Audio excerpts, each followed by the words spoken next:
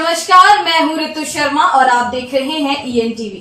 आइए नजर डालते हैं हिमाचल प्रदेश की कुछ खास खबरों पर। मुख्यमंत्री जयराम ठाकुर ने अपने प्रवास दौरे में आज विधानसभा जयसिंहपुर के लोगों को संबोधित किया। माननीय सांसद राज्यसभा सुश्री इंदु गोस्वामी जी, आपके इस विधानसभा क्षेत्र के हमारे लोकप्रिय विधायक ये मुझे कह रहे थे कि मैं मृदुभाषी हूं और मैं समझता हूं कि ज्यादा मृदुभाषी यही है कि अभी हमने देखा नहीं उनको कि उनसे बोलते हुए। और श्री रविंद्र धीमान जी, आपके यहाँ पर बहुत ही होनहार और ईमानदार जनप्रतिनिधि के नाते आपकी सेवा कर रहे हैं। माननीय विधायक मुलाकात प्रेमी जी, देश गुजर रहा है, प्रदेश गुजर रहा है, यहां तक कि दुनिया गुजर रही है।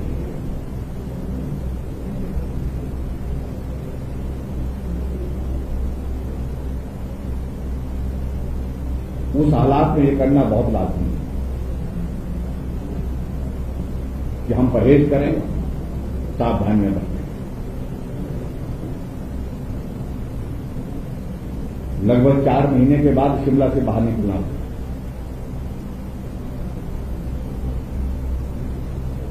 और अभी भी हम अगर शिमला से बाहर निकले हैं तो इजाजत नहीं है। अगर मिनिस्ट्री ऑफ होम अफेयर्स की अगर हम बात करें तो, लेकिन फिर भी हम सावधानियों के साथ कोशिश कर रहे हैं कि सोशल डिस्टेंसिंग को मेंटेन करें और सोशल डिस्टेंसिंग मेंटेन करने के साथ साथ मास्क का इस्तेमाल करते हुए आप सबके बीच में जितना कर मिल सकते हैं, जितना काम कर सकते हैं, वो करने की कोशिश कर रहे हैं।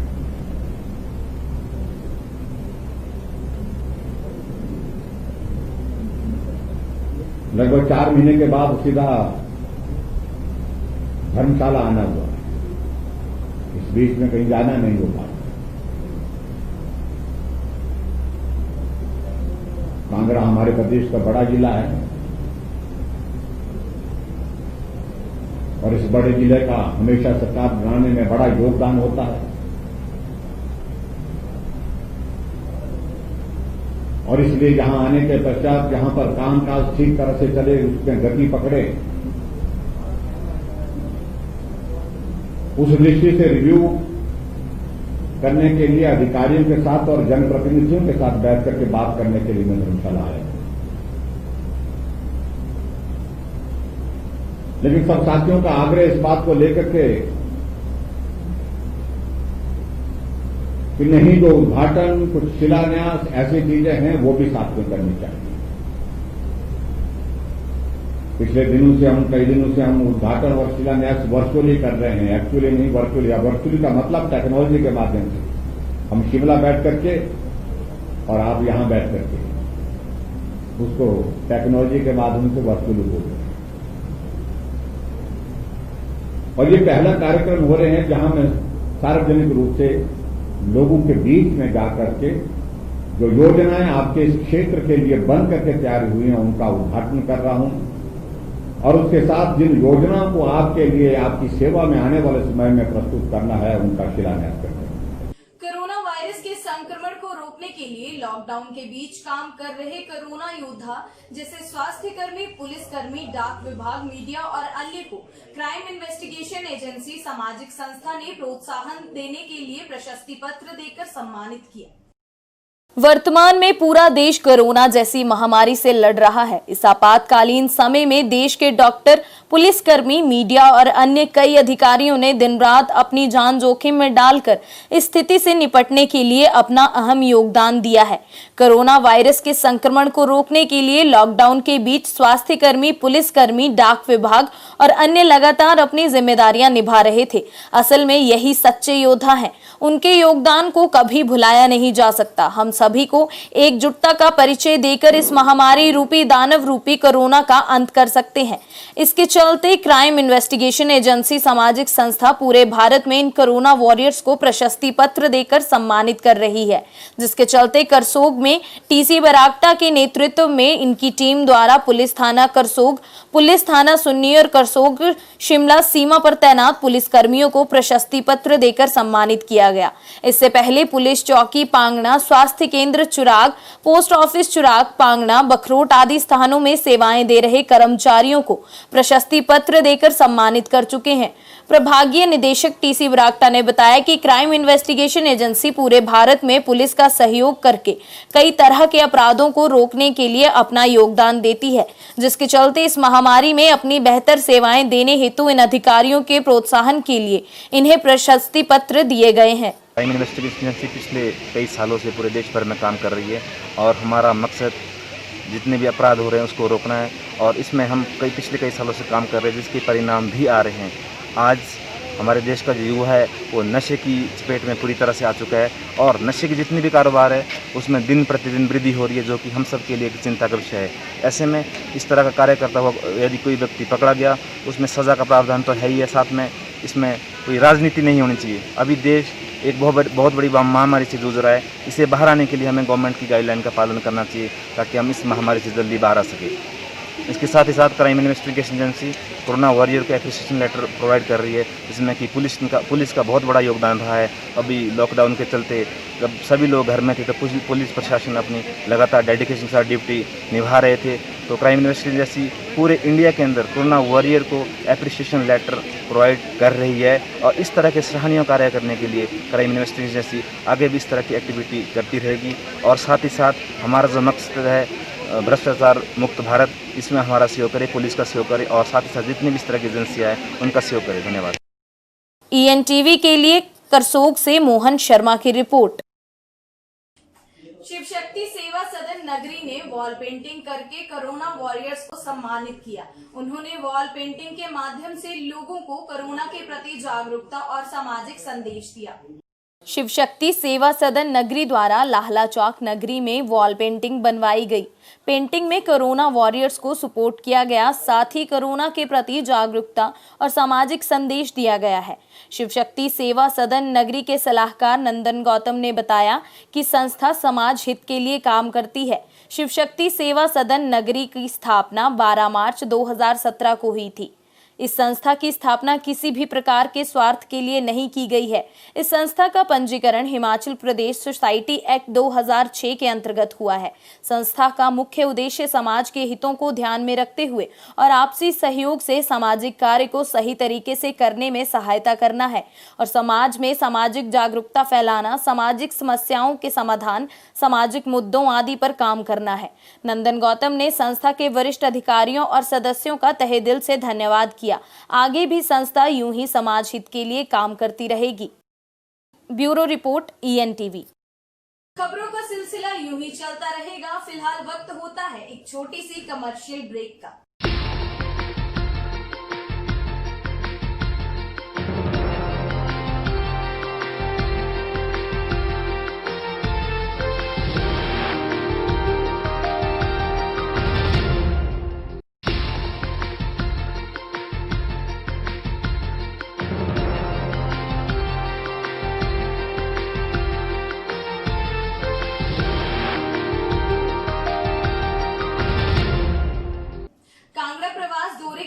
मुख्यमंत्री जयराम ठाकुर ने देहरा में पत्रकारों को संबोधित करते हुए और कांग्रेस पे सवाल पर टिप्पणी करते हुए कहा कि हम सोशल डिस्टेंसिंग का ध्यान रख रहे हैं। यहां उन्होंने देहरा के लोक निर्माण विभाग के विश्राम गृह में जन समस्याओं को भी सुना। जिला कांगड़ा प्रवास के दौरान मुख्यमंत्री जयराम ठाकुर देहरा पहुंचे। यहां पत्रकारों को संबोधित करते हुए कांग्रेस के सवाल पर टिप्पणी करते हुए मुख्यमंत्री ने कहा कि हम सोशल डिस्टेंसिंग का ध्यान रख रहे हैं। बोले एक वाकया गलती से हुआ है। इससे पहले यहां उन्होंने देहरा के लोक निर्माण विभाग के विश्राम गृह में जन समस्याओं को सुना। इसके बाद मुख्यमंत्री जयराम ठाकुर ने राष्ट्रीय हथकरघा दिवस पर आयोजित कार्यक्रम में वीडियो कॉन्फ्रेंसिंग में भाग लिया। उसके बाद देहरा से चिंतपूर्णी रोड ने रोड पर स्थित बीजेपी संगठन की होटल में चल रही बैठक में शिरकत की। यहां कार्यक्रम की अध्यक्षता बीजेपी प्रदेश अध्यक्ष सुरेश कश्यप द्वारा की जानी थी, लेकिन ऊर्जा मंत्री के कोरोना पॉजिटिव आने के बाद खुद को होम क्वारंटीन कर लिया है। बीजेपी देहरा जिला की संगठन की बैठक में संगठन मंत्री पवन राणा, उद्योग एवं परिवहन मंत्री विक्रम ठाकुर, वन मंत्री राकेश पठानिया, प्लानिंग बोर्ड उपाध्यक्ष रमेश ध्वाला ने भी शिरकत की। राष्ट्रीय हथकरघा दिवस के अवसर पर केंद्रीय महिला और बाल विकास और कपड़ा मंत्री स्मृति ईरानी ने नई दिल्ली से वीडियो कॉन्फ्रेंस के माध्यम से राज्य के लोगों को संबोधित करते हुए राष्ट्रीय हथकरघा दिवस की बधाई दी। उन्होंने कहा कि कुल्लू जिला की धरोहर गांव नग्गर के समीप शरण गांव को देश के उन 10 गांवों में शामिल किया गया है जिन्हें हथकरघा गांव के रूप में चुना गया है। स्मृति ईरानी ने कहा कि इससे न केवल हथकरघा उद्योग को बढ़ावा मिलेगा, बल्कि ये गांव पर्यटकों के लिए आकर्षण का केंद्र भी बनेगा। केंद्रीय मंत्री ने कहा कि हैंडलूम मार्क योजना के लिए आज शुरू की गई मोबाइल ऐप न केवल बुनकरों को सुविधा मिलेगी, बल्कि उपभोक्ताओं को सही हथकरघा उत्पाद भी मिलेगा। कोविड के चलते काफ़ी दिनों से कांगड़ा आना नहीं हो पाया था। कांगड़ा क्या, हिमाचल प्रदेश के किसी भी जिले में जाना नहीं हो पाया। अभी हमने इस बात को लेकर के विचार किया कि कोविड की सारी नियमों का कोशिश करेंगे उसका पालन भी साथ में हो, और उसके साथ साथ में हमारा डेवलपमेंटल एक्टिविटीज़ जो हमारी चल रही हैं, विकास कार्य जो चल रहे हैं, उनकी हम समीक्षा करें। वो समीक्षा बैठक हमने पिछले कल की, ताकि जो काम शुरू करने हैं वो शुरू हो सके और जो काम हमारे पूरे हुए हैं उनका हम उद्घाटन कर सके। वो सारी चीज़ों को लेकर के चर्चा की, इसमें अधिकारी और सांसद, विधायक, मंत्री सब लोग उपस्थित थे। और आज हम यहाँ पर संगठन के बैठक में थे, जो हमारा संगठनात्मक जिला देहरा पड़ता है, जहाँ पार्टी के प्रमुख जो हमारे जिले के हैं उनके साथ हमारा बैठना हुआ, सभी नेताओं के साथ।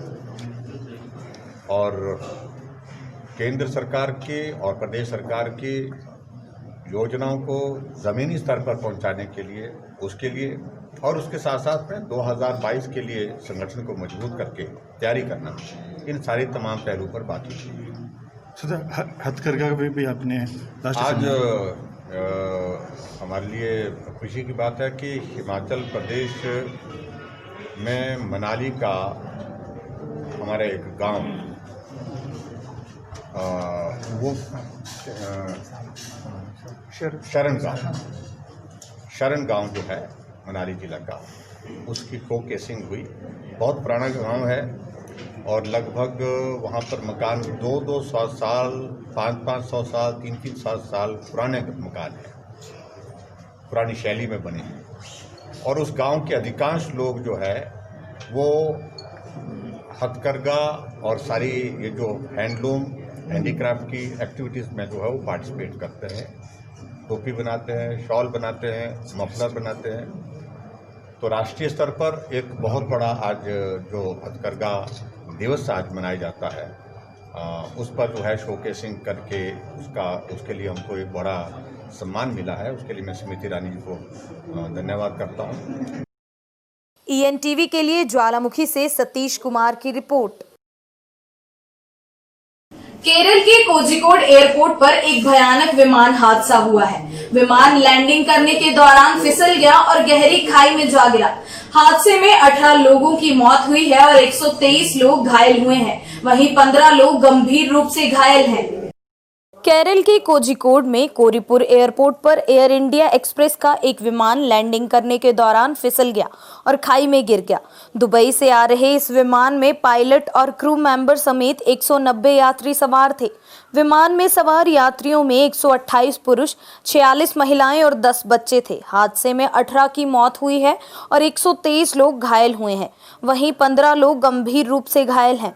जानकारी के मुताबिक एयर इंडिया की दुबई कालीकट उड़ान शुक्रवार की शाम 7:41 बजे लैंडिंग करते वक्त फिसल गई। जानकारी के अनुसार यह हादसा बारिश की वजह से रनवे गीला होने के चलते हुआ।